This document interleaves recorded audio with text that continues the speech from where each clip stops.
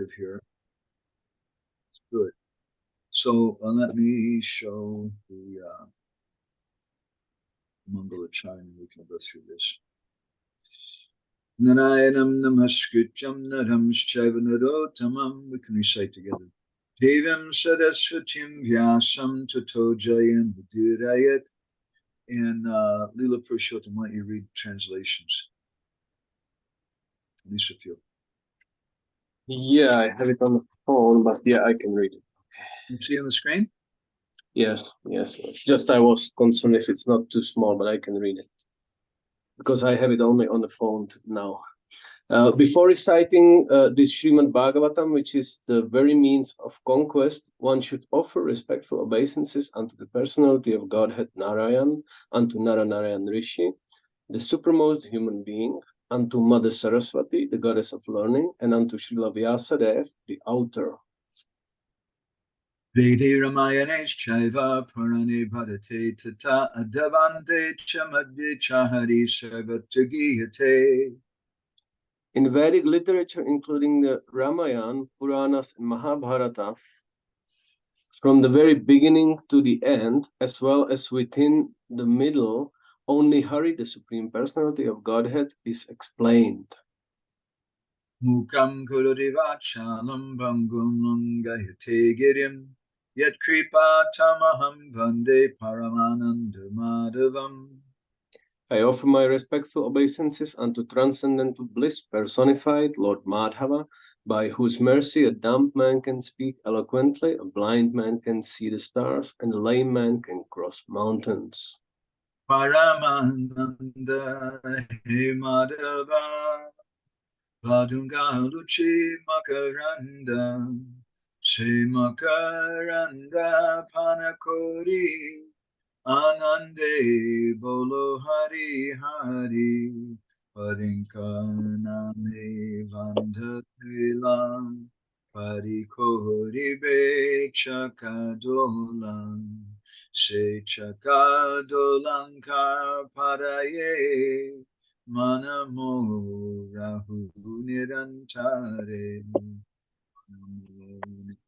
Nirantare Rahu Ha Krishna Holy Jiva Jao Ha Krishna Boli Jao Jiva Moteu Radha Dava Moteu Radha Dava Moteu Radha Dava. O supremely blissful Madhava, nectar is coming from your lotus feet. Having drunk the nectar blissfully, sing Hari Hari. Taking the name of Hari, bind the raft on which Lord Jagannath will ferry you across this ocean of material existence. May my mind always remain at the lotus feet of that Lord Jagannath, who has very large round eyes. With my mind fixed there, may I call out, O Krishna, and give up my life. O husband of Radharani, please deliver me. Karma prodita kaita vocha paramona matshanam satam Pedyam Vastavamata Vastu Shivadam Tapatrayun Mulanam Srimad Bhagavate Mahamune Krite Kimbha Parayishvara Sadyohit Yavarudhyate Tukatibhishu Disscussion. Completely rejecting all religious activities that are materially motivated, this Bhagavad Purana propounds the highest truth, which is understandable by those devotees who are fully pure in heart. The highest truth is reality distinguished from illusion for the welfare of all. Such truth uproots the threefold miseries. This beautiful Bhagavatam, compiled by the great sage Vyasadeva, is sufficient in itself for God realization. What is the need of any other scripture? As soon as one attentively and submissively hears the message of Bhagavatam, by this culture of knowledge, the Supreme Lord is established within one's heart.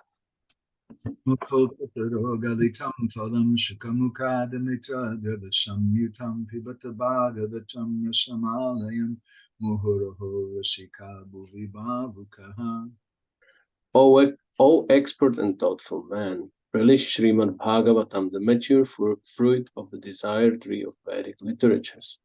It emanated from the lips of Sri Shukadev Goswami. Therefore, this fruit has become even more tasteful, although its nectarian juice was already relishable for all, including liberated souls. Nato Pashamam Sakshad Bhakti Yogam Hokshaje Lokasya Janato Vidvams Chakri Satvata Samhitam. The material desires, material miseries of the living entity, which are superfluous to him, can be directly mitigated by the linking process of devotional service. But the mass of people does not know this, and therefore the learned Vyasadeva compiled this Vedic literature, which is in relation to the Supreme Truth. Yasham Vaishayamanayam Krishna Paramapurushe Bhakti Utpadyate Pumsa Shoka Moha Bhayapaha. Simply by giving oral reception to the Vedic literature, the feeling for loving devotional service to Lord Krishna, the Supreme Personality of Godhead, sprouts up at once to extinguish the fire of lamentation, illusion, and fearfulness. Srimad Bhagavatam Puranam Amalam Yad Vaishnavanam Priyam Yasmin Paramahamsanekam Amalam Gyanam Padam Giyate Tatra Gyana Vairagya Bhakti Sahitam Naiskaram Yama Viskritam Touchchin Vansupatan Vicharana Pado Bhaktya Vimuchan Naraha. Srimad Bhagavatam is the spotless Purana. It is most dear to the Vaishnavas because it describes the pure and supreme knowledge of the Paramahamsas. This Bhagavatam reveals the means for becoming free from all material work, together with the process of transcendental knowledge, renunciation, and devotion. Anyone who seriously tries to understand Srimad Bhagavatam, who properly hears and chants it with devotion, becomes completely liberated. Artoyam Brahma Sutranam Bharatarta Vinunayaha Gayatri Bhasharupo So Vedartha Paribrimitaha. The meaning of the Vedanta Sutra is present in Srimad Bhagavatam. The full purport of the Mahabharata is also there. The commentary of the Brahma Gayatri is also there and fully expanded with all Vedic knowledge. Sarva Veditihasanam Saram Saram Samudritam. The essence of all Vedic literature and all histories has been collected in Srimad Bhagavatam. Sarva Vedanta Sadham Hi Shri Bhagavatam Ishyate Tagrasamrita Chiptasya Nanyatra Swadyati Kvachit. Srimad Bhagavatam is declared to be the essence of all Vedanta philosophy. One who has felt satisfaction from its nectarian mellow will never be attracted to any other literature. Jaguar, are you there? It's not. Krishna Kum, would you like to read the That's Jaguar? Sure, Yes, bro. Would you like to read, Jaguar, would you like to read the Bengali translations? Yes, bro. Krishna Bhakti Rasa Swaru Shri Bhagavatam Tate Veda Shastra Hoite Paramamahatvam. Srimad Bhagavatam gives direct information of the mellows derived from service to Krishna. Therefore, Srimad Bhagavatam is above all other Vedic literature. Tadi Veda Upanishade Jata Kichu Hoyam Tara Arta Lanavyasa Korila Sanchaya Jai Sutre Jeru Vishaya Vachana Bhagavate Seru Sloke Nibandana. Vyasadeva collected whatever Vedic conclusions were in the four Vedas and the 108 Upanishads and placed them in the aphorisms of the Vedanta Sutra. In the Vedanta Sutra, the purport of all Vedic knowledge is explained. And Srimad Bhagavatam, the same purport has been explained in 18,000 verses. Vedanistara lagi sutra koilo vyasa mayavadi bhashya shunile hoya sarvanasa. Srila Vyasadeva presented the Vedic literature for the deliverance of the conditioned souls. But if one hears the commentary of Shankaracharya, everything is spoiled. Jaha Bhagavata Padam Vaishnavira Stane Ekanta Shayakara Chaitanya Charane. If you want to understand Srimad Bhagavatam, he said, you must approach a self-realized Vaishnava and hear from him. You can do this when you have completely taken shelter at the lotus feet of Sri Chaitanya Mahaprabhu. Avata Jinamani Sejavana Sama Tada Sasta Achi Janme Janme Prabhu Jama. One who does not accept Srimad Bhagavatam is no better than a Yavana. Lord Yamaraj punishes them birth after birth. Hare Krishna, Krishna Krishna, Hare Hare, Hare Rama, Rama Rama, Hare Hare. So, I was just telling Natalia, I'm feeling terrible. I'm still a little confused exactly how to go with things. But what I've done personally, Natalia did a really great thing. Thank you so much. She made some beautiful outlines. I think Natalia's going to get more out of all this than we are. Speaking about notes on Maharaj's talks. And in general, Maharaj in lectures 5 and 6, which we're going over today, he speaks about the first, second, and third cantos of the Bhagavatam and the general structure and the 10 different lakshanas of a Mahapurana. So I have done some things here. The 10 different lakshanas are symptoms of a Purana. Their sages have listed these as the qualities of a Purana. Among the 18 Mahapuranas or main Puranas, the Bhagavatam is the only Purana that has all 10 lakshanas. And as Maharaj is teaching, there's a formula that if we go through the first 9 lakshanas, then we'll come to the 10th. And I made something here. 10 topics of the Bhagavatam. So we're just kind of going over this. I don't really know how to do this otherwise.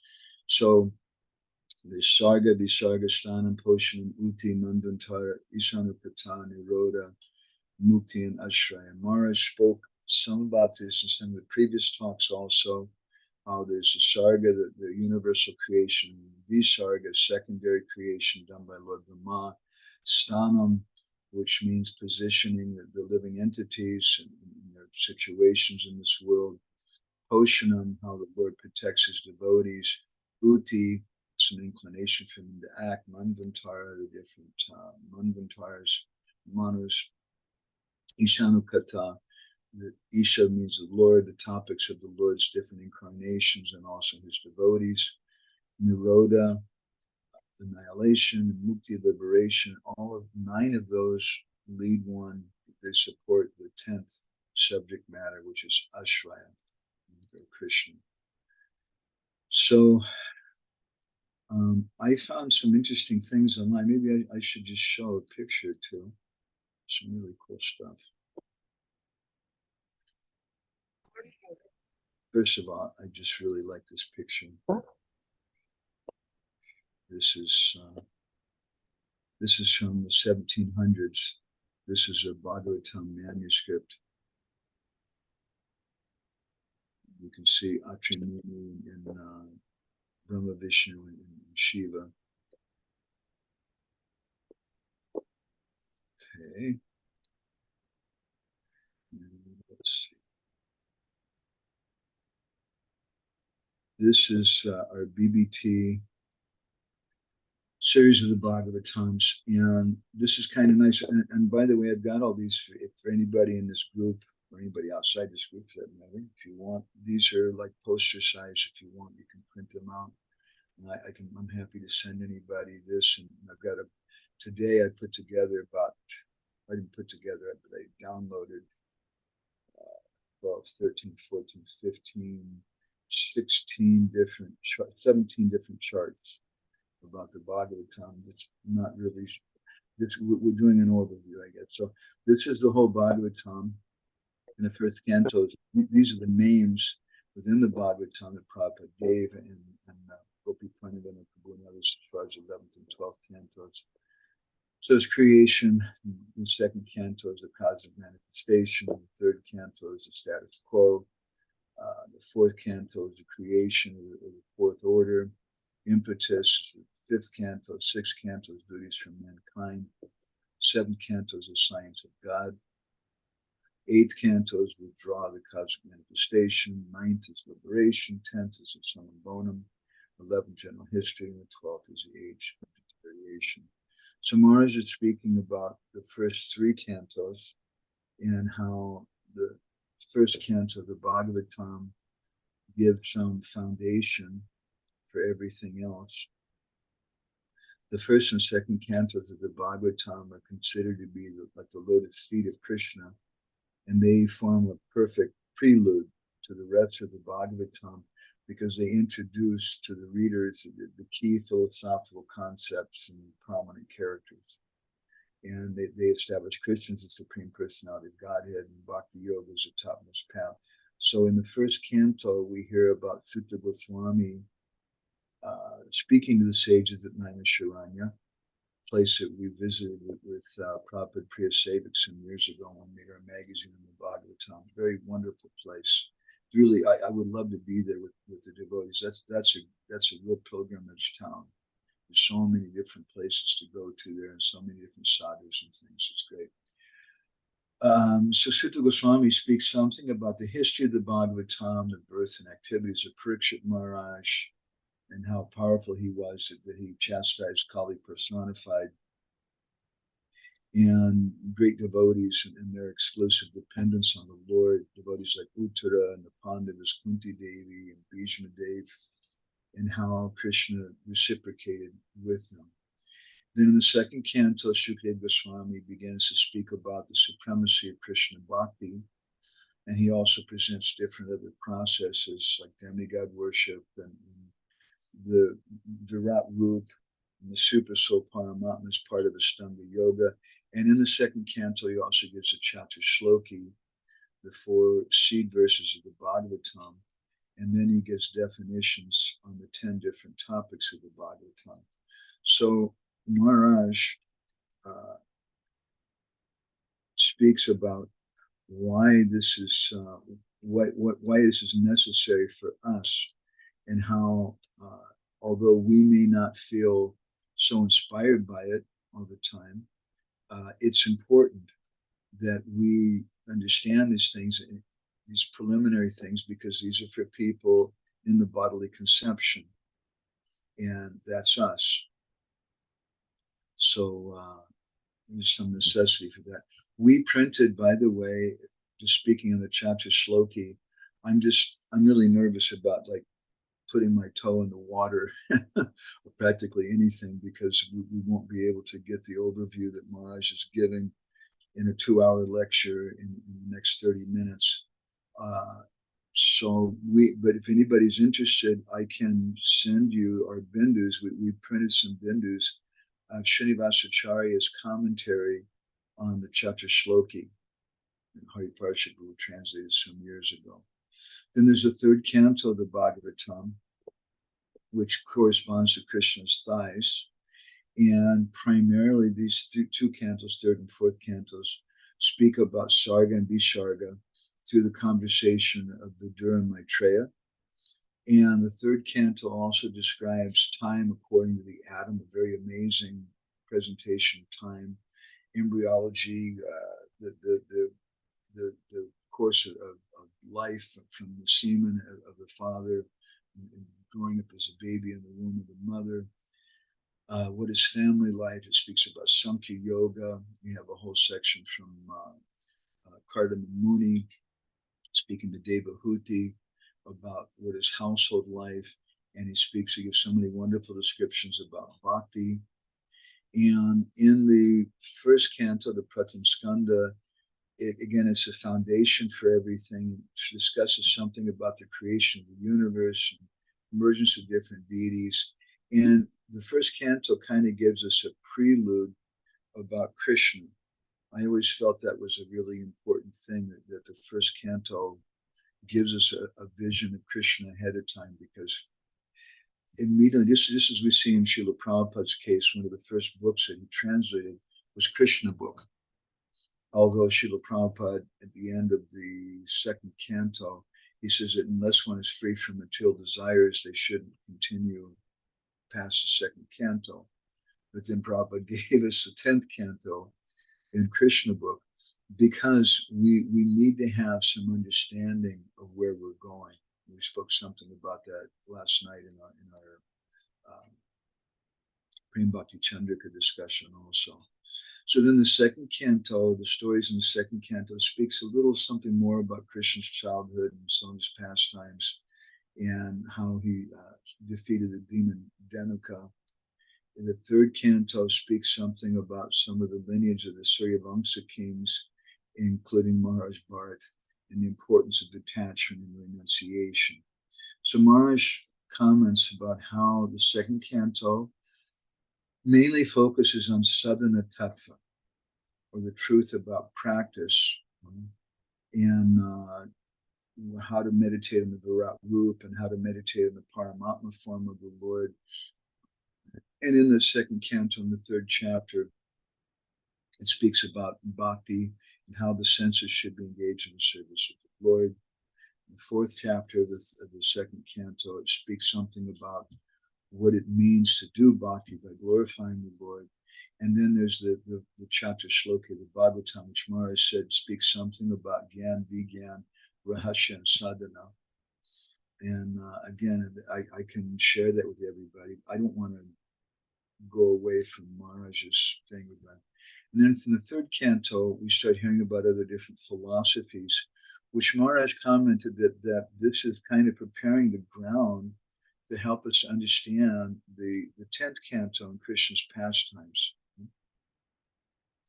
and how Maharaj spoke quite a bit about such a beautiful way. I liked so much. I thought it was a really, really important point of his talk, that to develop deep samskars, we have to listen very, very intently. And he spoke about different qualities of that listening, how it should be done in a regular way. It should be done with faith. It should be done with an open heart. Because if you don't have faith, how can you do it with an open heart? And then if you do like that, then your ahankara, your false ego, is put aside. And Maharaj spoke about how he told a story about one minister of a king who was very, very learned. He knew like a dozen different languages fluently, so fluently that people didn't know what his native language was. And so there was some discussion among some of the other ministers, what is his native tongue? And nobody could really determine. So they made a plan, and one night somebody attacked him in the dark. And then he started cussing and swearing and saying things in a particular language, and that was his native language. So Maharaj's point, which is a beautiful point, is that this samskara that we have, these deep impressions that we have, that's what's going to come out at the time of our death. And if we've done it in just a shallow way, if we've done it in a way of a mood of collecting information, then it doesn't allow that samskara to go very, very deeply. So, and he commented something with which I also like very much, a topic I've spoke many times about, how the Bhagavatam places more emphasis on the qualification of the listener, because if you don't have a proper listener, then you won't have a proper speaker. 3 qualities are required for Krishna Katha: a proper listener, proper speaker, and Krishna Katha itself. But if there's no interested person to hear, then even if you have a very qualified speaker, I've often said this to all of you, I won't repeat more than this, but if we don't have a qualified speaker, then even if you have the best speaker, if you don't have a qualified listener, then nothing comes out. So then the second canto, Maharaj commented, begins at Parikshit Maharaj asking them, what is sadhana? So now in the first canto, we've heard something about hearing, we've heard something about what is Krishna in general. And so then what do we do? And he begins by criticizing people who are just materialists, who just want to hear about subjects in this material world. And Sukadeva Goswami speaks about how we should engage all of our senses in Krishna. And he begins then to answer some of the questions of Parikshit Maharaj about creation and Lord Brahma. And then on the sixth, that was pretty much the fifth lecture. I'm a little confused also. I'm thinking just to go for a few more minutes and then to see if other devotees have any discussions, what you got from these lectures yourselves. I'm just kind of giving an overview of it right now. The Maharaj in the sixth lecture, he speaks mostly about the third canto of the Bhagavatam and how that discusses the creation of the material world and how the material energy covers the living entities, the consciousness in this material world.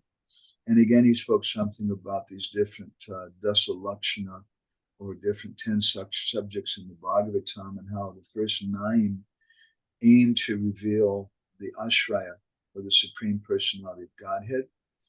And he spoke something about how the material energy has its 2 functions, to cover and to reveal, and how it covers Krishna's presence, but at the same time it reveals material objects for enjoyment. This is a real purpose, and because of that, living entities become bewildered and they forget who they are.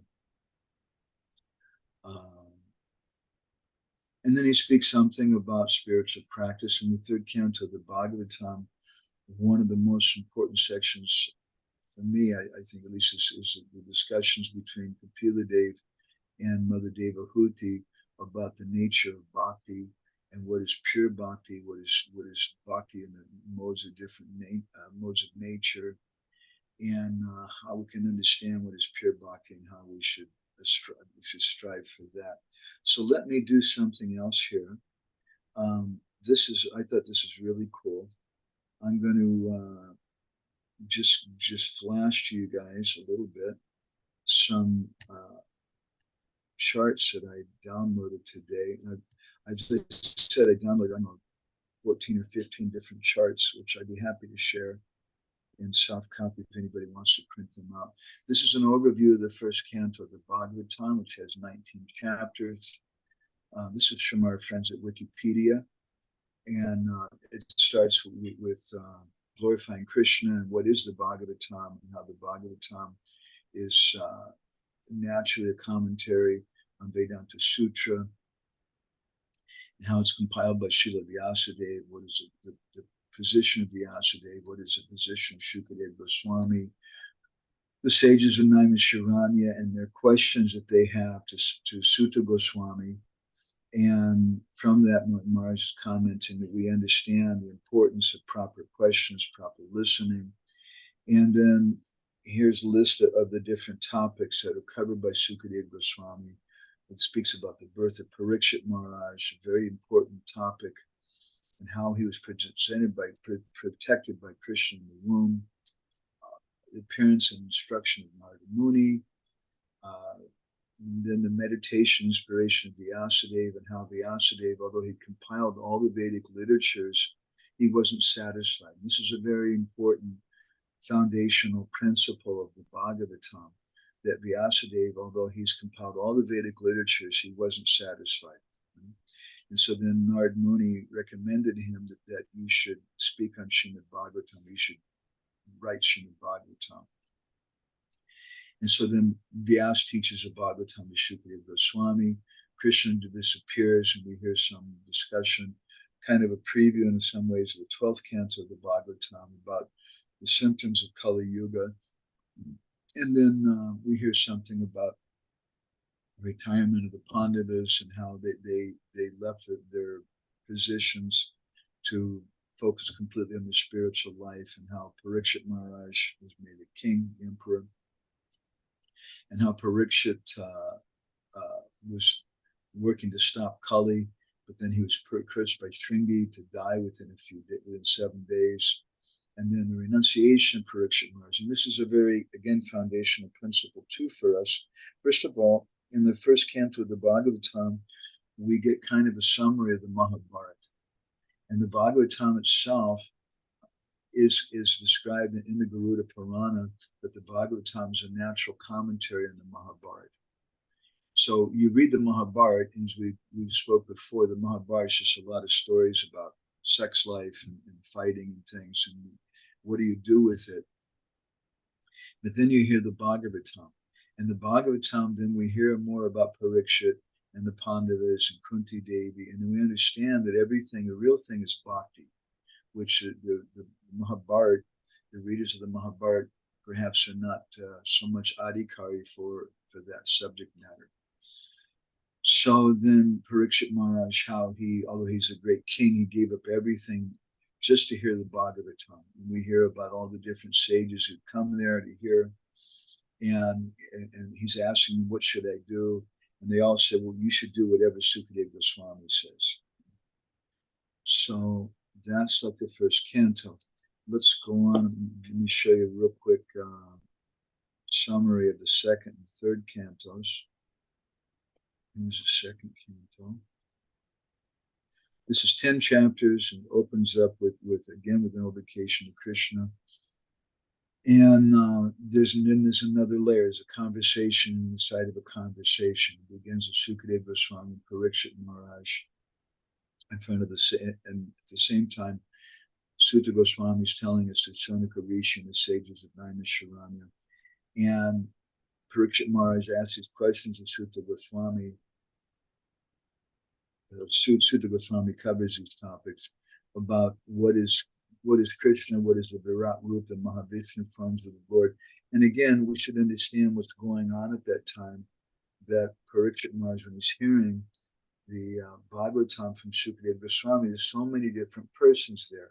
And I think this is a very important principle in general for our spiritual life, that we're being taught indirectly by the Bhagavatam. Anvaya Vyatirekabhyam, the Bhagavatam teaches directly and indirectly. Directly we're hearing all the subjects. Indirectly, one lesson we're getting is that we have to understand who is our audience and speak according to their level. And that's what Shukadeva Goswami is doing. So he begins speaking about the Virat Rupa, Mahavishnu form. He speaks about the Paramatma, and then he speaks about Bhakti Yoga and the need for Guru, and what are the modes of material nature, what is Maya, etc. He speaks about the different Varnas and atheism and things. That's the second canto of Bhagavatam. And then I'll do this real quick. There's a third canto of the Bhagavatam, which is 33 chapters. And it continues this dialogue between Sukadeva Goswami and Maharaj Parikshit. And the third canto speaks also something about Vidura and how he's an incarnation of Yamaraj, and how he's such a great devotee. We hear about how Dhritarashtra has kicked him out. And this is a very significant teaching also, because although he's Dharmaraj, Vidura, first of all, Vidura, although he's born as a Sudra, he's far, far more pious and great than his brother, Dhritarashtra.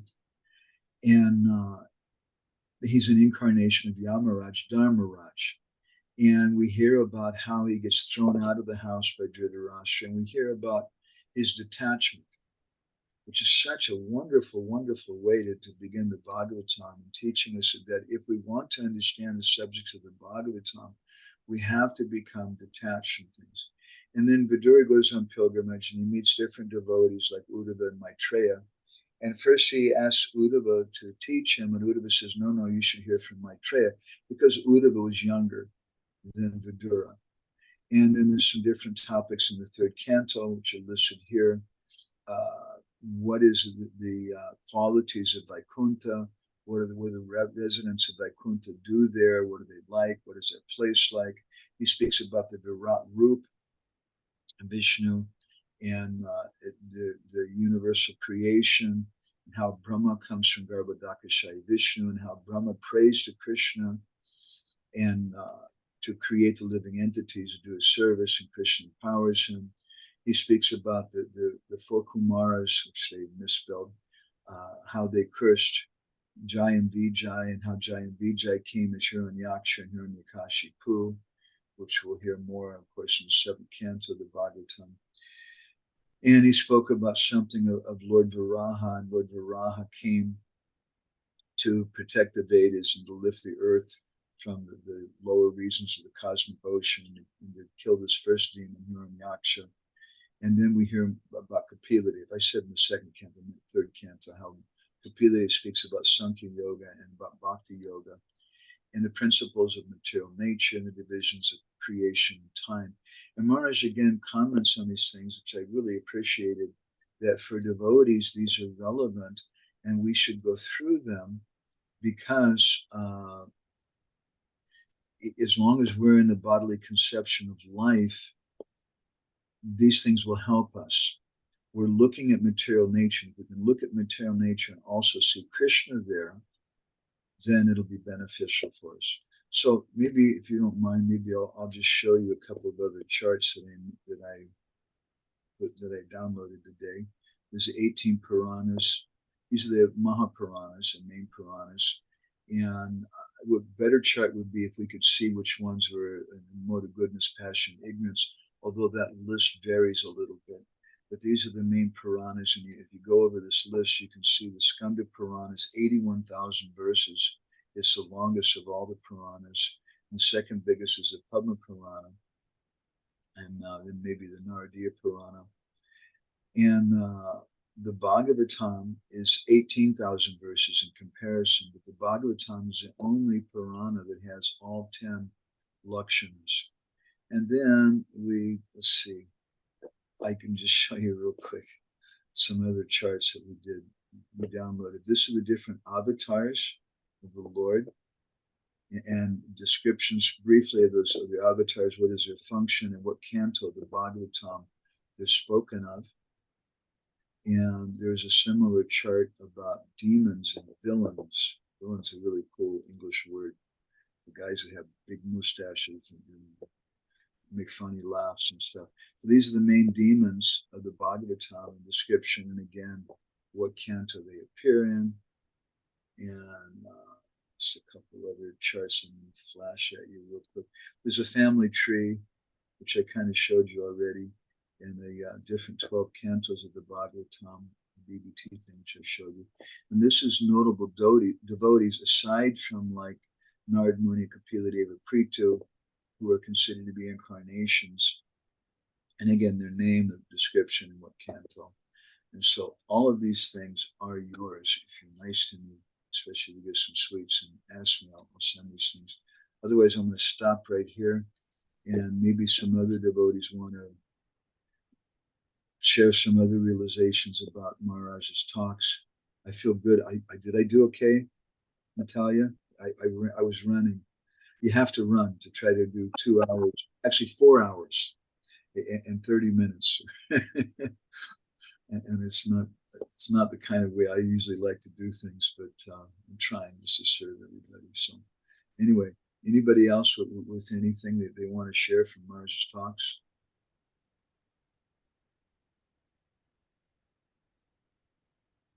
Hare Krishna.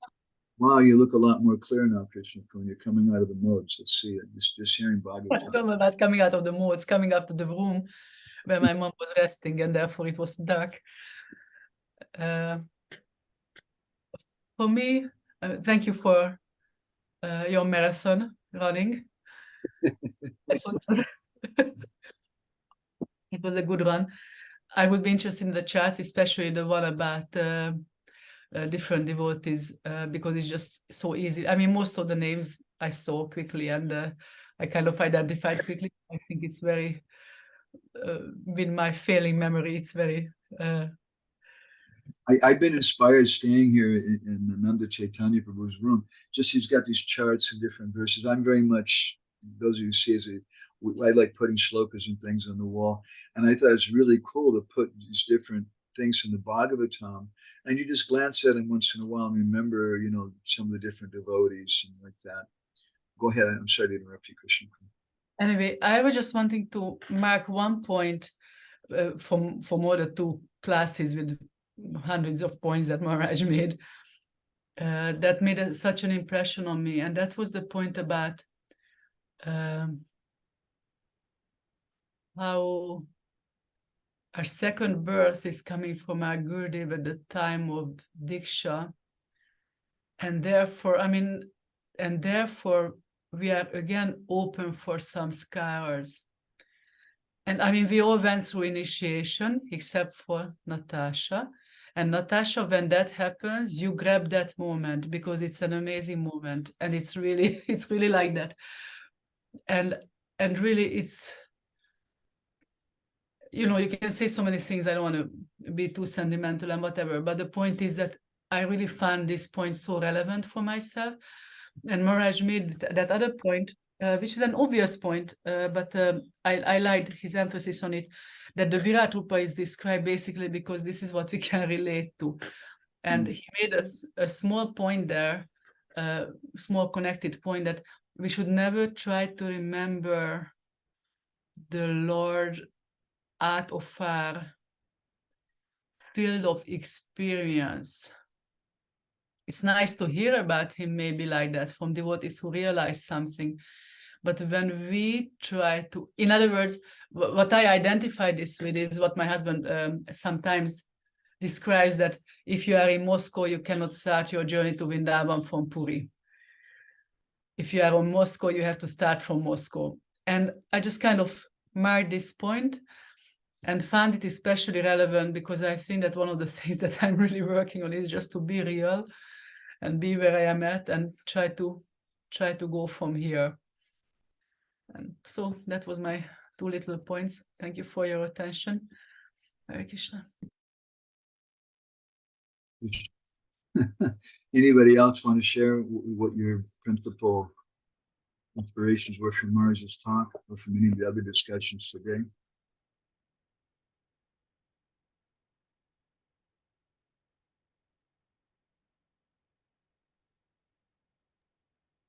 Hare Krishna. Go ahead, Prabhuji. This first lecture, the fifth lecture, maybe opposing the mood. I was taken aback with the verse and the purport, and and in my head was these thoughts like, I prefer the Vikriditam Vrajavada approach.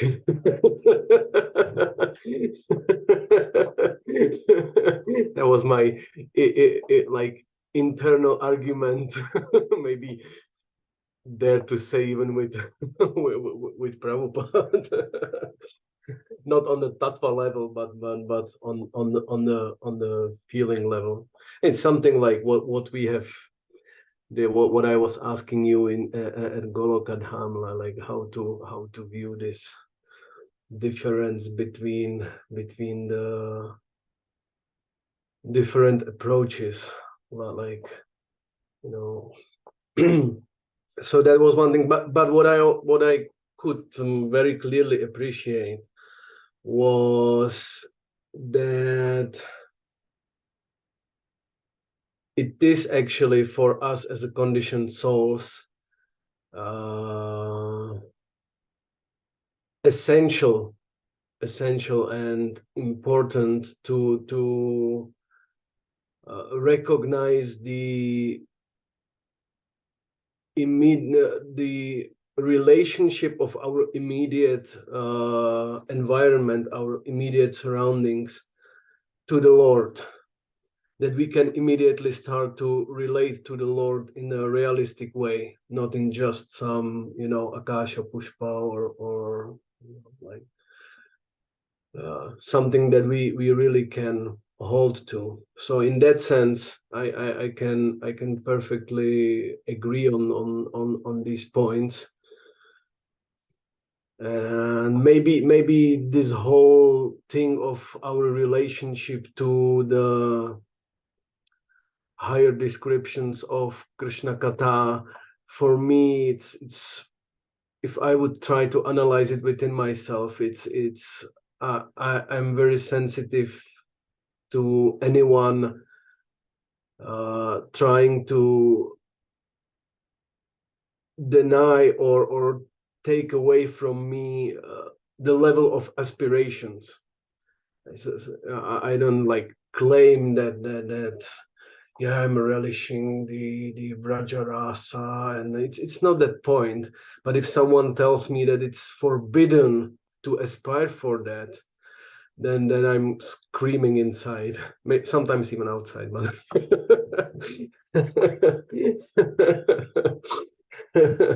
so that was like immediately on the beginning of the class. I was like, oh, what's going on here?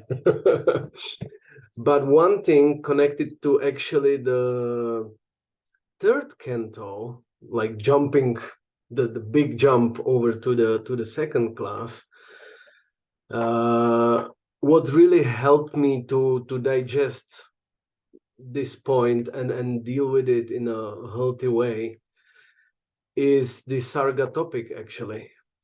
Like as soon as one really contemplates the especially this 26th chapter of the third canto, the Kapila's explanation of like hardcore sarga, you know, like really what's the what's the basic level of the creation, and then you figure out what's your position as the conditioned soul, being like totally bound by the situation you ended up in. Then it's so much appreciable, again jumping back to this discussion, to the relevance of the first chapters of the second canto, like, you know, instructions on concentrating our consciousness on the concept of Virat Rupa, because this is our immediate surroundings, and this is something that we really can see, relate to. We are influenced by it, and so that was for me the like contemplation there. And yeah, and then it was like super technical. I appreciate it. I would even appreciate more if there would be like more specific discussion on the Chatushloki, because Maharaj just summarized that those conceptions of Jnana, Vijnana, Rahasya, and Tat Anga represented by different verses of Chatushloki. So that would be, I would appreciate to dive deeper into it to Thank see. you for bringing that up, Prabhu. I also wanted to ask about that, if anybody has comments. I don't think I understood that. Yeah. That would, in my understanding, and I didn't have the time for it.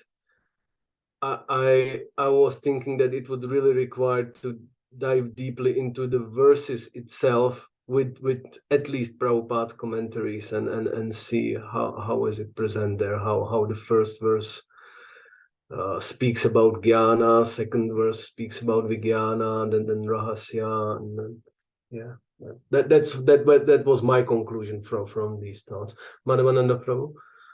I think what Murray did was brilliant. I expect that when he gets to later on the second canto, he's going to speak about the chapter shloki in more in depth. But it's not an easy thing to summarize, and to summarize something so involved as the Bhagavatam and do it in a relevant way for us. That's really empowered. It was really, really amazing. Can I just get some little feedback on what you're saying? Sure. Thank you.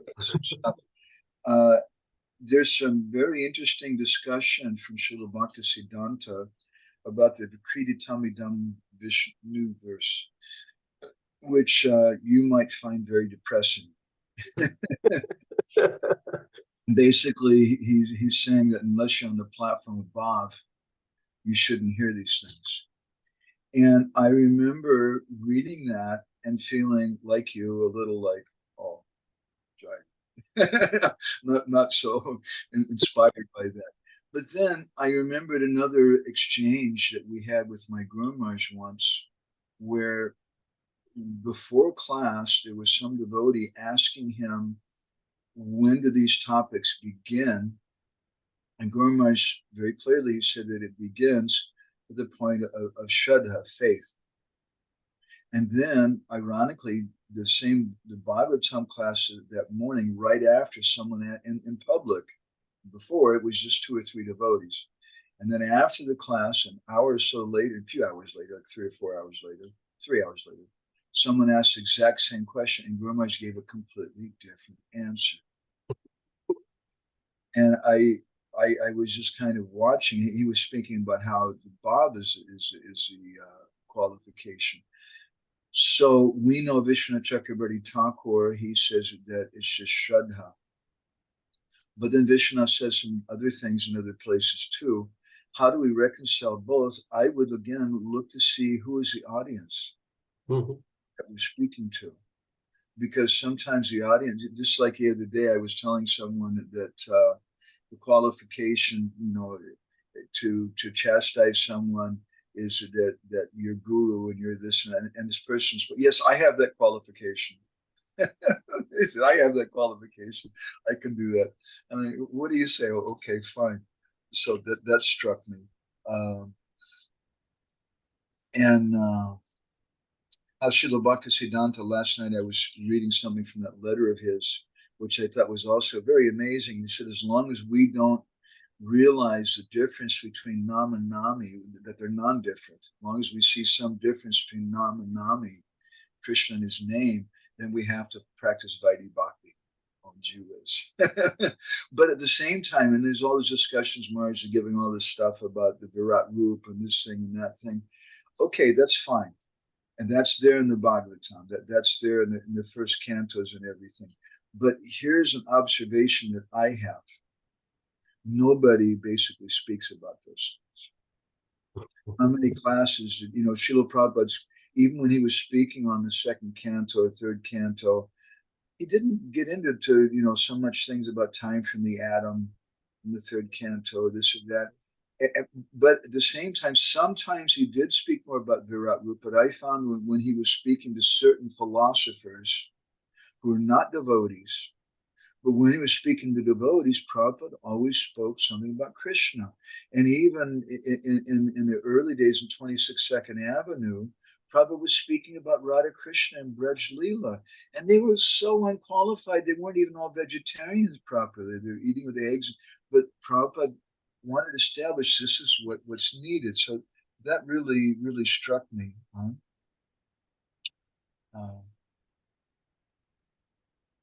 But for me, this part was really connected with that understanding of like being clear on difference between smaranam and kalpanam.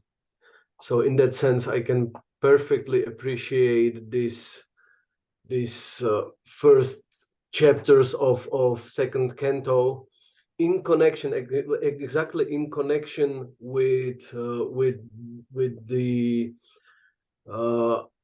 understanding the consequences and of the understanding the mechanism of sarga, meaning like how is our subtle body developed and what is chitta and what is these topics connected with really understanding what's our power for smaranam,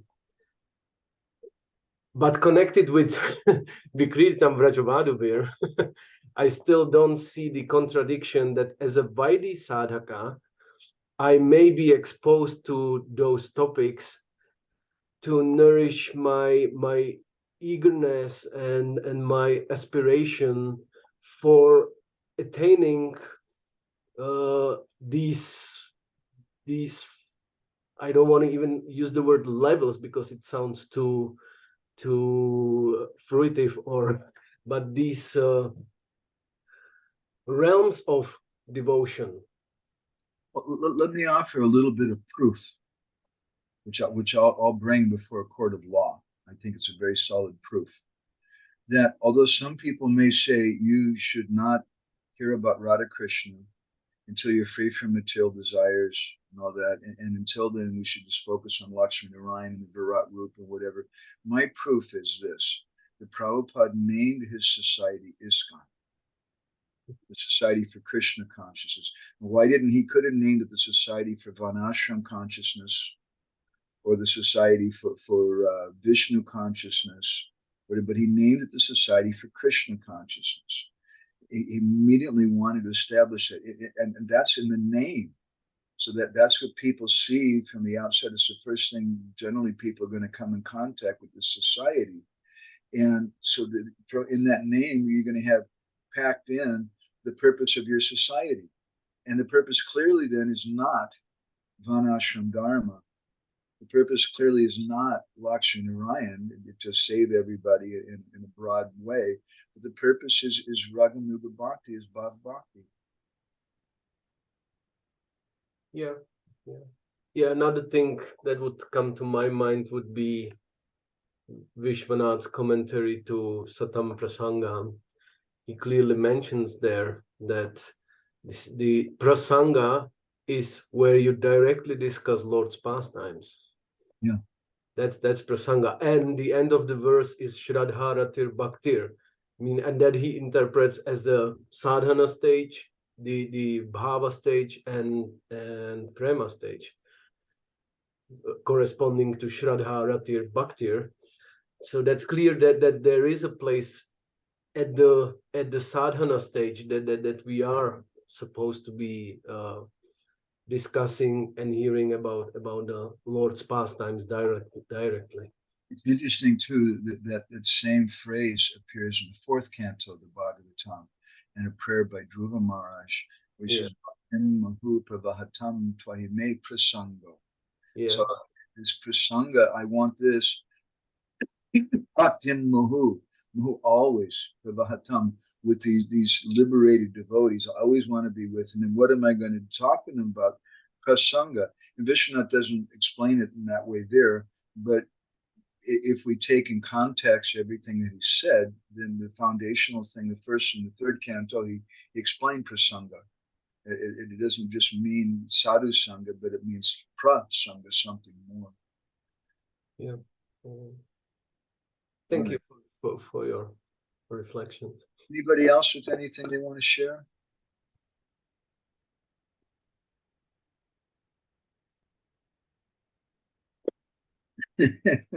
Jaigor, here's some spice from India. Why don't you read it out loud, Jaigor? Come on.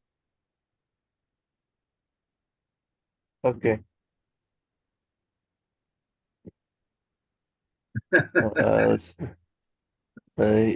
This is, he says, to hell with the fools who conscientiously avoid hearing, chanting, and remembering the Lord's Rasa Lila and other Madhurya pastimes with the gopis. They will never attain perfection. If I chance to encounter the likes of such impostor Vaishnavas, I will close my ears to their philosophical absurdities, refuse to see their faces, and scorn the dismal air about their corpse-like material bodies. Now you can understand me better too. Grow up in Krishna consciousness with these with these samskaras. That was my early childhood in Krishna consciousness. I can imagine how weird it can still look, like being exposed so early to such a level of understanding. But it's there. That's my samskars, and that's exactly what emotions appears like I dare to say spontaneously in my heart, like if I'm exposed to someone just, you know, I'm just blocked. I just, it just doesn't work. Yeah, I feel the same. Another thing we can learn from that perhaps too is historically that look with my Guru Maharaj and also with Sridhar Maharaj, with Narayan Maharaj, they spoke things which their followers went to them and they got really inspired, including Ayendra. And then the devotees who weren't always so mature, when they went back to the regular group of devotees and they started repeating this, to hell with all this thing. And everybody looked at them like, man, where are you coming from? You know, you're a troublemaker. And immediately they identified Ayendra Prabhu as a troublemaker. And maybe he as an individual was quite a bit of a troublemaker. Sridhar Maharaj also, he said that my business is always to create a revolution. He wasn't as much as socially, I don't think, as a troublemaker as Ayendra Prabhu, nor was my Guru Maharaj. My Guru Maharaj also spoke very strongly a lot of things. But a lot of these kind of things were spoken to followers who needed to hear it to break them away. Like last night, we were speaking about the importance of independent thinking and how how so many devotees, instead of thinking independently, they just parrot whatever their temple president or temple commander or GBC says, and that's all that I'm supposed to. And I'm not supposed to think. And so to like wake them up and to shake them awake, these kind of statements are there. It's really important. Great share, Jaipur. Thank you. You very properly explained my history, coming back from Kartik and being really enthusiastic to share all the nectar, creating only havoc, even for myself as well. I wish someone would have been there with a camera to take pictures of their faces of Willa Purushottam's old friends who knew him and grew up with book distribution and whatever services with him. And all of a sudden he's come back from Ayendra and he's speaking. I'd like to see their faces. I got to know later that devotees started to be like scared of me. He's gonna push down the throat, the stuff that we are like afraid of, actually. And it was certainly on my part, it was like totally, undigested, and it was just, like exactly what you said, actually. And we're excited. I've been around my Guru Maharaj for less than a year, and I went back to Los Angeles. Guru Maharaj had been in America, and he left, and I was there, and they asked me to give Bhagavatam class. And I gave class, and it went nice. And then I was leaving the next day, and the Bhakta leader, who's my friend, was supposed to give class the next day. And he came to me and says, Madhavananda, I really want you to give class again. It was such a good class you gave. Okay, so I did. And this time, because I'm such a fanatic, I was really inspired by Sadhu Sangha and associating with an Uttama Adhikari, because nobody speaks about that. And I was so excited about that, associating with Guru Maharaj. So I shared that in class with my old friends in the LA temple. And it didn't go over so well. They became very disturbed by it. And basically, they didn't really kick me out of the temple, but more or less that's what happened. At the end of the class, the temple president raised his hand. He says, but Prabhupada said, we're all pure devotees. And I didn't want to smash him in front of it, but at the same time, I wanted to preserve what I felt was Gurudev's message.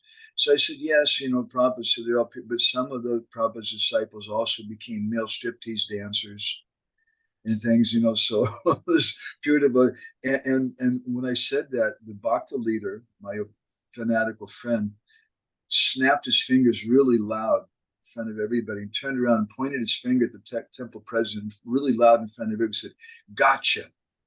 Like that. The temple president's face turned bright red. And he got up and walked out. And then the temple president's brother, he said, well, anyway, we were all pure devotees, and we fell down from the spiritual world. Pure devotees can fall down. and I thought, this is the time to finish the class now. I'm getting out of here. So, and I learned, just like we were saying today, when Maharaj Parikshit was hearing the Bhagavatam from Sukadeva Goswami, there were so many different rishis present. And that's just like being in a Bhagavatam class in Mayapur or LA or some big temple. There's sadhus, those persons who are there hearing, but not all of them have the same adhikar. Yeah. Yeah, and we can see, like what you mentioned now, we can see that it's projected even into the most confidential kathas that Shukadev is revealing to Maharaj Parikshit. He ends his Rasa Panchadhyaya with explaining the Krishna's right to act like this based on Parikshit's questions, and the tikas again are that these were not the doubts of Maharaj Parikshit, but he could see that the audience, because all different levels of qualifications was present there, karmis, gyanis, everyone, so they needed to hear that tattva. So even that consideration really is projected even into the most confidential part of Bhagavatam that Shukadev Goswami is giving to Maharaj Parikshit. And to underline that, not just Shukadev Goswami, but Krishna. When the gopis come to him, he blows his flute and the Rasa Panchadhyaya is starting. The gopis come to him. Then Krishna starts speaking about Varnashram Dharma and what is a good wife and everything. And then later on, the same similar thing was done by Uddhava, by Krishna through Uddhava. And Uddhava starts speaking to him, you should do yoga, and I'm everywhere, and meditate on me like this. And our acharyas have commented that there's layers of meaning. Yeah. And to cheat some of the sadhus who were present at that discussion, there's who can only understand Varnashram Dharma, there's that comment. But then there's a deeper meaning to it. And to cheat the yogis who are there, who are attached to meditating on the impersonal feature of the Lord, Krishna gives us a message to Uddhava to cheat them, but there's a deeper message. Yeah. And it's even mentioned, if I remember correct, that even gopis were hearing those messages repeatedly, like discovering the layer by layer. Like first they got upset with Krishna, like, what? He wants us to be yogis? Is he crazy or what? And then only after few hearings of those messages, they came to a conclusion, oh, it's actually a love message. It's actually the message of Krishna's love to us. I think it's the 45th chapter, I think, where Krishna tells Uddhava before he goes, you should repeat these things again and again to them. Yeah. Krishna makes that point. Really, really important. We need to understand, this is such a great point you brought up, Lila Purushottam, based on what Jagur brought up, that we should be careful according to our adhikar. We hear from some higher Vaishnavas like my Guru Maharaj or like Ayendra Prabhu, or some devotees hearing from Sridhar Maharaj and Narayan Maharaj, and then with great enthusiasm, wow, I want to go and tell all my old friends about it, but they don't have adhikar for that. They don't have faith in hearing from those persons, and I don't have the same Shakti.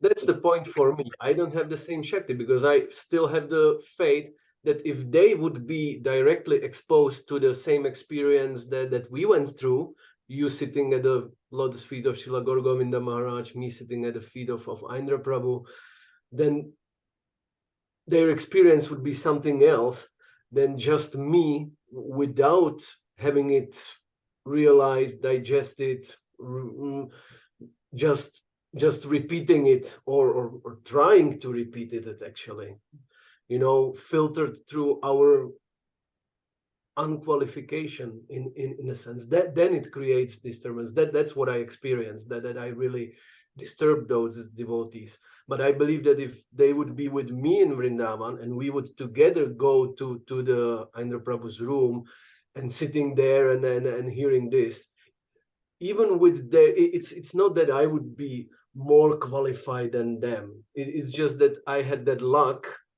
that I could somehow or other be dropped in that room at that time. So that's yeah.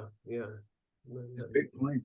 This is a really very significant and interesting historical principle that we're talking about it, and we can see it again. With Sridhar Maharaj's followers, Guru Maharaj, and Narayan Maharaj, Ayendra Prabhu, and others. Again and again and again, where devotees go, and they're hearing something they hadn't heard before. And before they were, they're tired of the Bhagavatam classes, it's you're not your body, and women are Maya kind of stuff, oh God. And then you go and you hear something about Raganuga Bhakti and about the holy name, and wow, and just blows your mind, and you get so excited. And we want to run back and tell those persons, but therefore we can understand we need to hear the first cantos of the Bhagavatam and understand that the significance of those things. Krishna Kun has her hand raised up. Thank you. I have to leave in 4.5 minutes, so I really wanted to ask this. Maharaj, put the computer down a little more so we can see more than just your eyes. I think that's more than enough for me, but there we go. All right. Kristen's paper. I wanted to ask about, I guess I don't have a clear question. I just want to express what my dilemma is and let you address it. My dilemma is that I really want to be real and be where I am at. At the same time, for example, this quote with Ayendra Prabhu, it really resonates with me. And this is how, second year into living in a temple, we were singing Shri Rupa Manjari Pada every night, and like that. Shivaram Maharaj is good. And because he did that, Krishna Kun, he was brave enough. I'm sorry to interject, but I think it's important. A lot of devotees were afraid of that, and they still are. And they just, Shri Rupa Manjari Pada is, nobody's going to sing that. Forget it, maybe once a year or something, Rupa Goswami's appearance day or something, and that's the only time. That Maharaj bravely went into these subjects to give them, but he did it in a way, according to the adhikar of the devotees, then they grew up in much, much more mature way and much more satisfied and balanced. So important. And I think that's one of the reasons Gurudev was so pleased with him when he went to Hungary in 95 and said certain things about him. Anyway, so my question is that I understand that remembrance, knowledge, and forgetfulness comes from Krishna. So I can't remember Krishna. Only he can help me remember if I have the desire. And I'm trying to be real. I'm trying to be where I am at. But my question is, I guess, why is it that Krishna is, I will say able to help me. Of course, he can do anything, but he's able to help me remember him in his Virat Roop, but he's not able to help me remember him with the gopis. Well, according to our adhikar. And one is Vaidhi, one is Raganuga. I don't have adhikar for that, but I have a desire, and maybe it's not real greed yet. Yes, but it's something. So that therefore Krishna has come in the form of sadhu. Krishna's come in the form of katha, and he's giving us some information about that. But to see Krishna dancing with the gopis in the Ras Leela, we don't have adhikar for that. Bhakti mama vijanati yavanyas chasmi tattva. If we don't have that bhakti, you can't see him. That's just what Krishna, that's the law that he's set down. And that's the law that we all set down in our lives. For someone to really come to know us and understand us, to really reveal our heart, they should love us. Otherwise, we're not going to reveal our heart to them.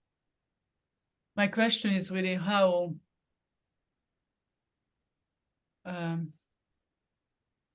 does this principle of not jumping to something prematurely work if we have a desire, and that desire we are trying to manifest in our steady service and, I guess, eagerness to hear and above all, just humble service attitude. As I understand, Maharaj made these the qualifications. He said, even if you don't have that kind of level of purity, but you have, and he said, if you have Shodaya, and he defined Shoda as a few different things. One of them was respect, faith, respect, devotion, and just eagerness to hear. And these were his two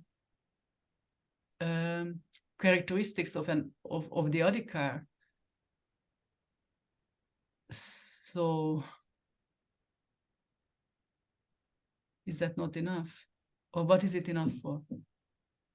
Well, how is it that's not enough to understand you or me? Someone can have some affection for us, but for us to really open up our heart to someone, that affection has to be akantic. It has to be one-pointed.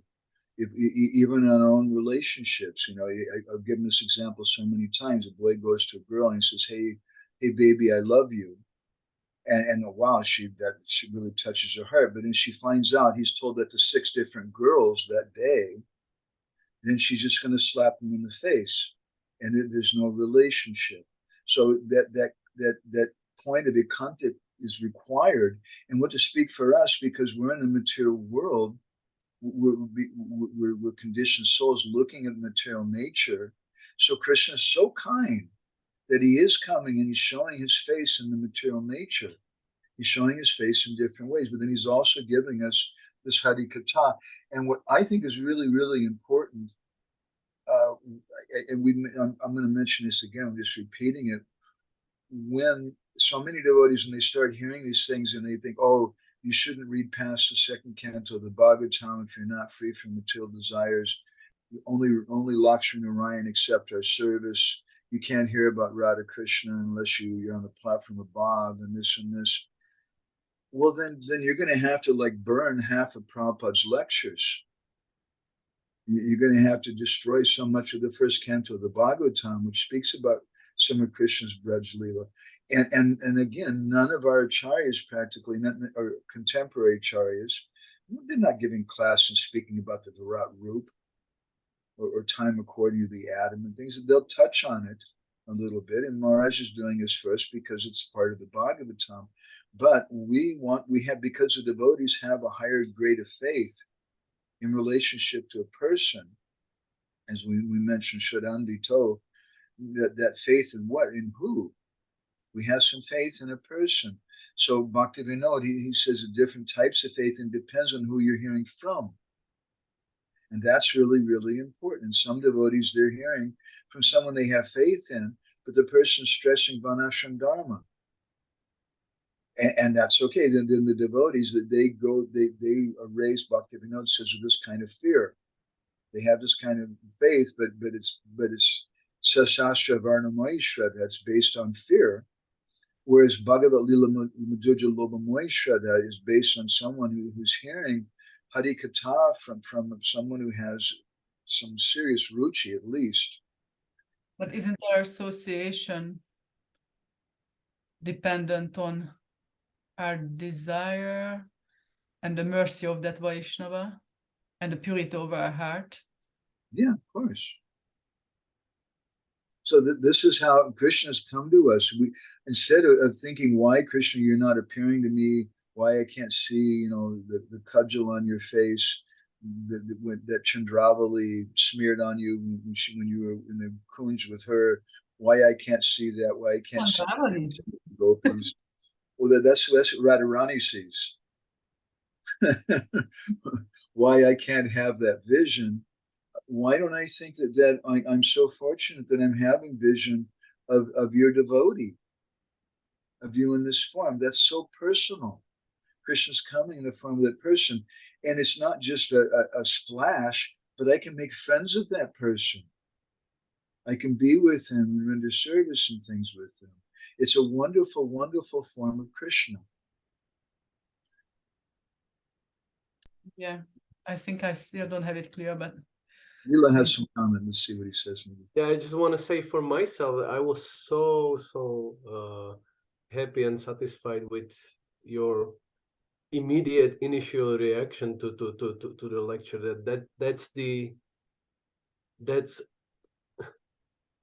That's the way Krishna is giving us that vision that we desire. Like, because Krishna Kund Mataji's point was like, if we desire, so what's the problem for Krishna to reciprocate with that desire?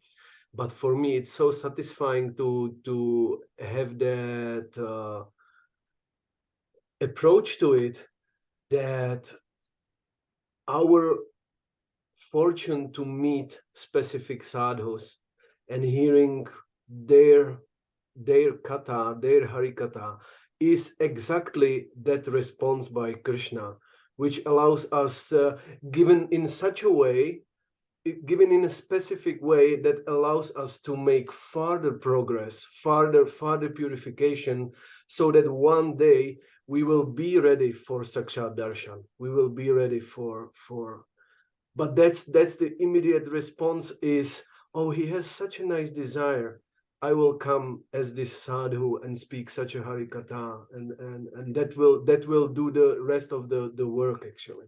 So for me, it's super satisfying. Thank you so much. Hi. Jai Gaur. Wow, I'm in the right place.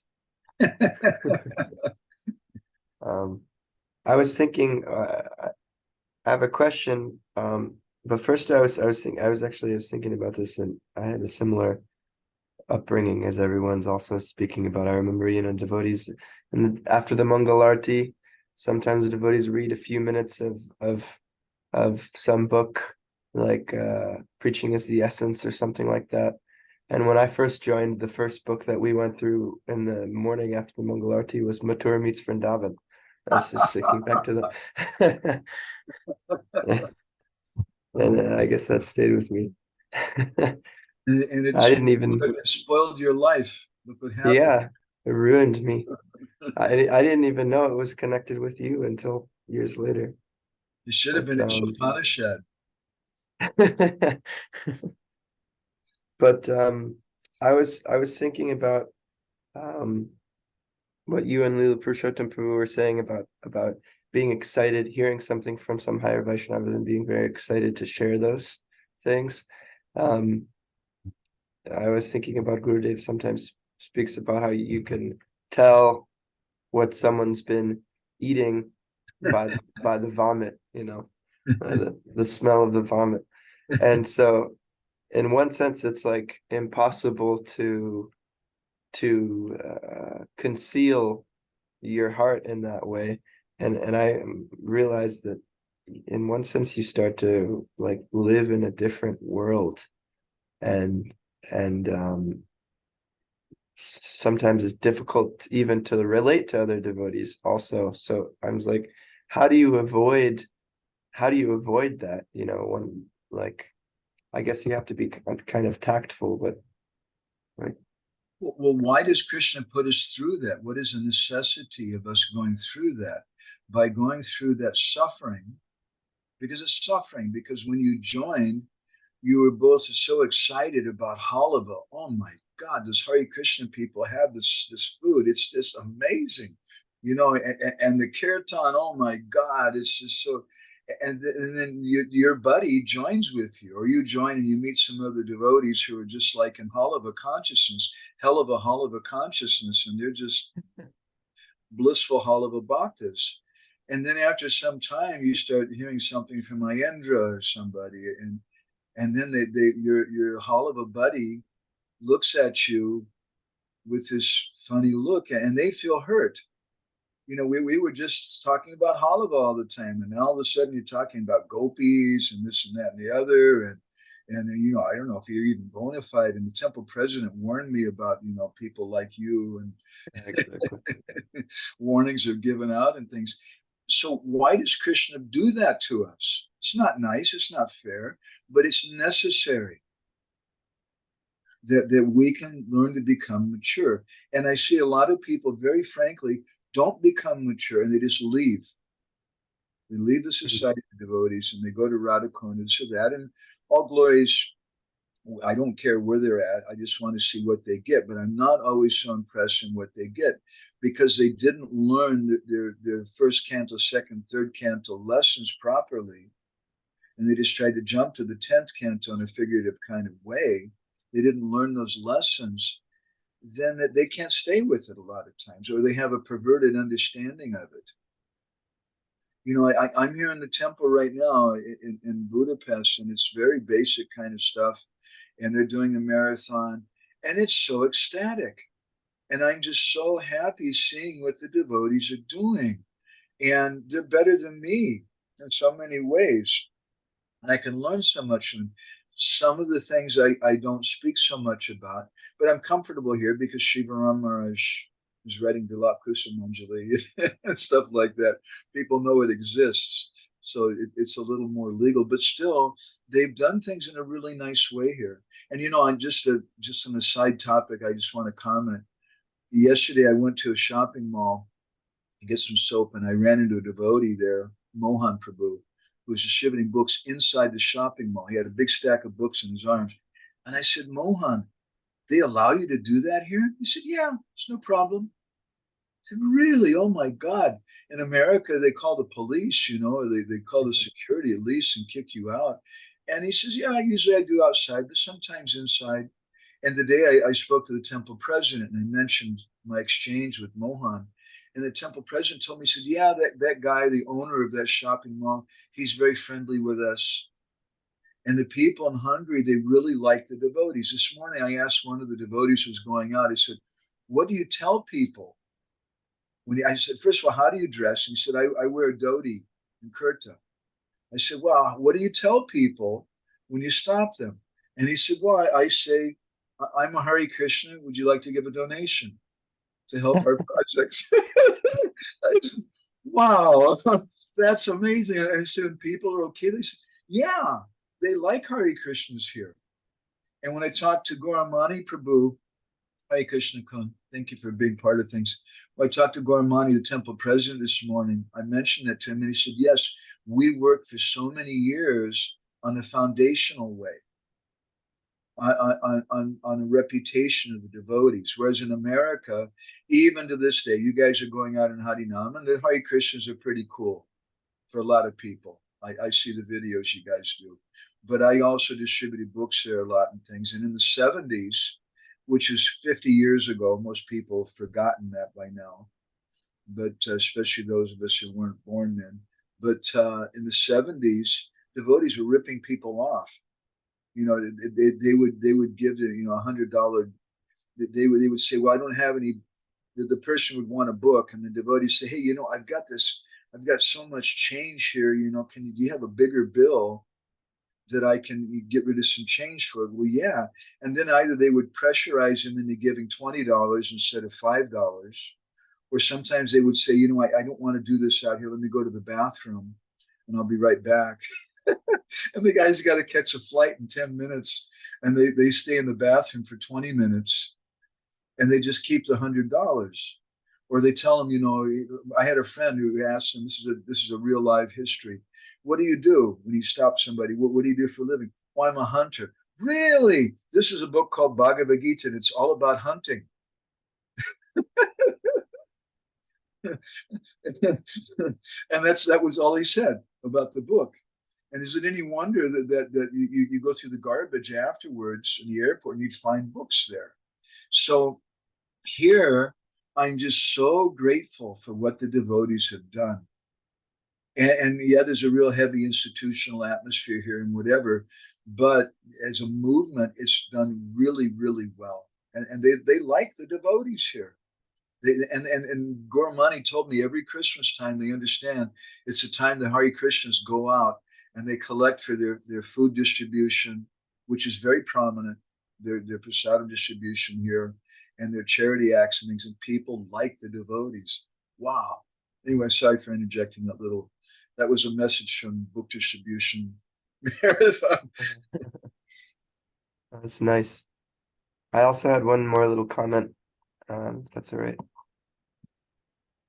I was thinking about when Krishna was talking, and I remembered another kind of like little pastime from with Leela Prabhu could correct me if I'm saying it wrong, but I remember him reading about him.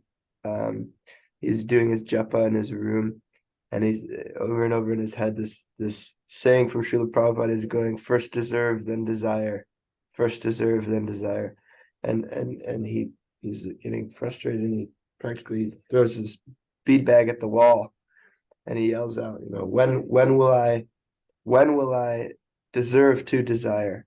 And then something comes back from Prabhupada to him. He says, when your desire is big enough.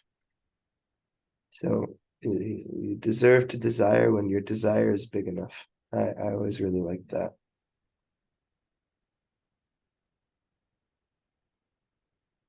I'm looking at Jaguar's beautiful face. He's such a handsome guy. And just above your head, it looks a little bit like by your right ear, it looks like a Jagannath Puri flag. That's what it is. Yeah. That's cool. My roommates are kindly putting up with the amount of art that I plaster all over the place. I'm holding myself back because I could be putting up more, but they started to complain.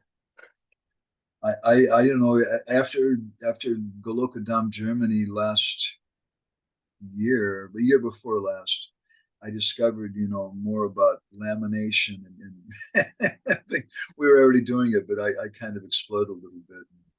I'm putting up pictures everywhere. I did some this morning, actually, some of my shlokas. I love having shlokas on the wall. I like having big letters too, so you can just read them. And just when you're walking by or you're putting on tilak, in between mantras for tilak, you chant a verse, and it's just so pleasing to the heart. Really, really good thing. Yeah, I put stuff everywhere. I got infected by someone. I'm not sure who. You got to be careful. You get COVID easily and diseases these days. It's just stuff. Yeah, Hare Krishna. So I'm thinking of Jaguar and thinking about India and stuff. We were telling you devotees earlier. I'll just say a sentence or two here. We just heard from Gauranga Prabhu. We're on a blacklist. We're definitely on a blacklist because we overstayed. And he's going to talk to some minister, and he seems fired up. So we don't know. And again, we're getting all kinds of invitations. If we stay longer, Leela Purushottam Prabhu, I would definitely want to go to Ukraine because there's a beautiful dentist devotee there who'll give me a artificial tooth, and he already made a foundation for it, and I have to do that within a year. So, and I can start it any time. So I want to do that sometime. And I don't know. We'll see. Thing like that, you would like to go there for a visit to for like a week or something. Probably go to classes. Yeah. A few devotees. Seems like this winter is more harsh here than it was last year. It seems so. I've heard few weather forecast analysis, and it seems that some bigger arrangement in the high up in the stratosphere is going on, which with Indra and Vayu, something, but it influences the Europe in a way that we are not really used to, and I can perceive it that it's a little different. Anyway, Jaguar can tell you if you get tired of the cold and Czech, you can go to Michigan and enjoy some of the warm weather there in the winter. They have I don't think that would be a solution. like Siberia there, maybe worse because they have the winds off the Great Lakes. It's really horrific, really horrific. All right. Now I just live in the warm subways. Yeah. Man, do you watch his videos, Leela Purushottam, of the yeah. it's really it jumps up and and I always looking for Jagora when he's gonna lead.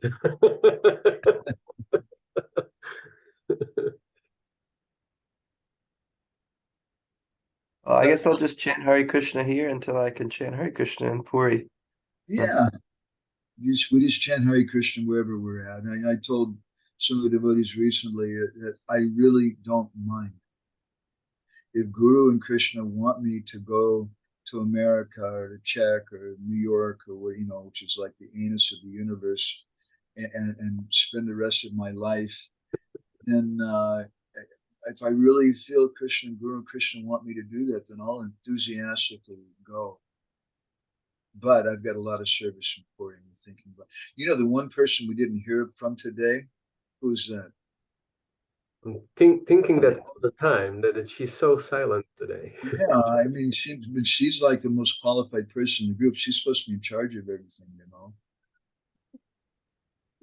So are we being? I was listening to you, to all your thoughts.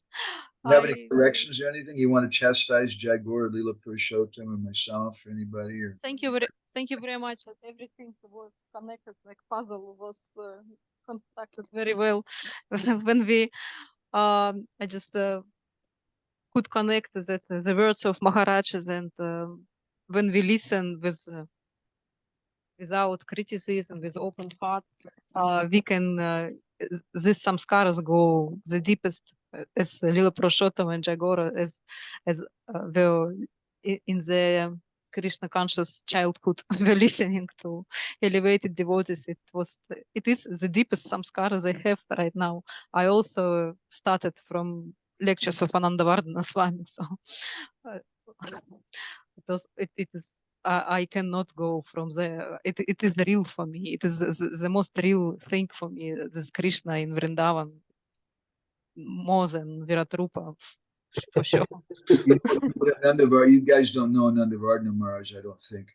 What he did, because he was totally illegal. I mean, he did readings on Lalita Madhav and Vidagda Madhav and all these different books, and he's giving classes on Lalita Madhav to some of the devotees. It became too much for a lot of people. So, okay, fine. So he just started his own project, and he has a monastery for brahmacharis, and he gives whatever classes he wants. And if you don't like him, don't go there.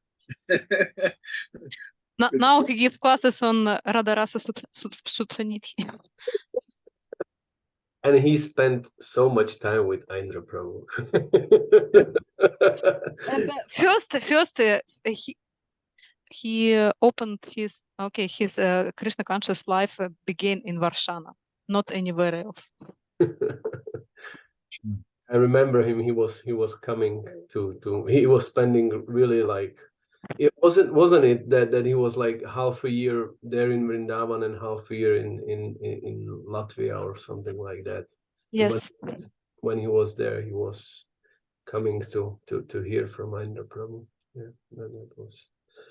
He's a really great example. Like I said, he just started his own project, and he doesn't care if you don't approve of him. He got a bus, and some brahmacharis just go and they do Harinam.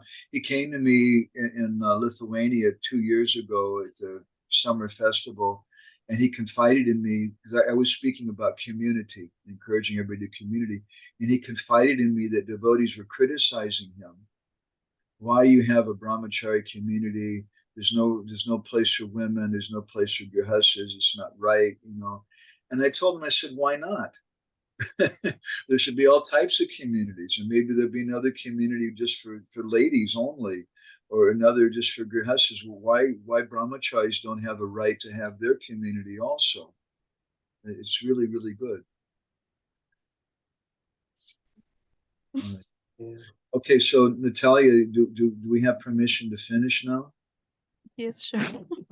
Thank you very much. It was such a wonderful discussion. I also added as an answer to Krishna Kun's question some quotes from Hari Parshat class and his lecture on Shri Upadeshamritam. Okay, share it. Yes, that there are levels that we have to go through all these levels of Shravanam and Smaranam and Shravana Dasha and Smaranam Dasha and only when we really don't care about rules and regulations, really don't care, only then Krishna can open to us. We are qualified for this, for Raganuga Bhakti. For me, I think this should kind of summarize and we'll finish. For me, I think the most outstanding point in these lectures from Maharaj we're going over today was this point about samskars and about how we have to hear without envy, without criticism. And if we do that in a simple way, then it enters very, very deeply in the heart. That is such an important point. And we've all talked about that in different ways, but the way that Maharaj put it in such a succinct, beautiful way is just fantastic. Wow. So good to be with all of you. Okay, so with Natalia's permission, we'll go ahead and finish. Okay. Thank you all very much. Srila Prabhupada ki jai. Vanchakalpavarubhishcha kripa sindhubhyeva cha patitanam pavanebhyo Vaishnavebhyo namo namaha Kodi Vaishnavendra ki jai. Natalia, thank you very much again for those notes that you sent me. It really helped me. If you didn't notice this, but I didn't hear the lecture. I even read the transcriptions, went over your notes. That's all I had time for. And Prabhu, if you could maybe send to the WhatsApp those charts. Okay. Yeah, I'll do that. If anybody wants to print them, like if Jai Gore wants to torture some of his friends in the room there, you know, if you want to print them out or something, ask me and I'll send them to you in a different way in a higher resolution. I actually, if you're anybody here part of Telegram, yeah, you don't want to belong to all these things, but Telegram is really cool because you can send like huge files. Really? But WhatsApp, if I send a picture in WhatsApp, it's called lossy. It means it decreases the pixels. Yeah. It's hard. If I send a 10 megabyte file, it'll turn it into 1 megabyte or something like that, and you can't print it out so good quality. So I'm not inviting people to join Telegram. Keep your life peaceful. So how's the garden, Lula Purushottam? It's under the snow. But need to say, it was day before yesterday, I collected the last cucumbers from the greenhouse, and last, how you call it? I don't know if you have the physalis, you know, this yellow small one. It's sold even in India. The PHYSALIS.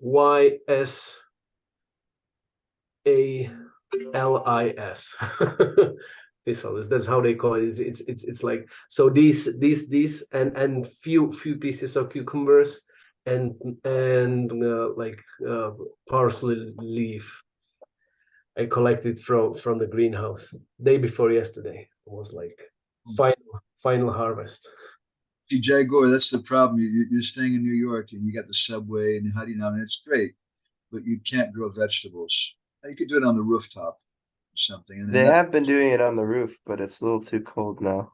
Yeah, but in Jagannath Puri, you can grow vegetables in a small thing, and you can also go on Harinam in front of the Jagannath Mandir, and you have the best of both worlds. And maybe Lula Purushottam will come and visit once in a while. There's a whole art that I was quite fired up at the beginning of my permaculture interest.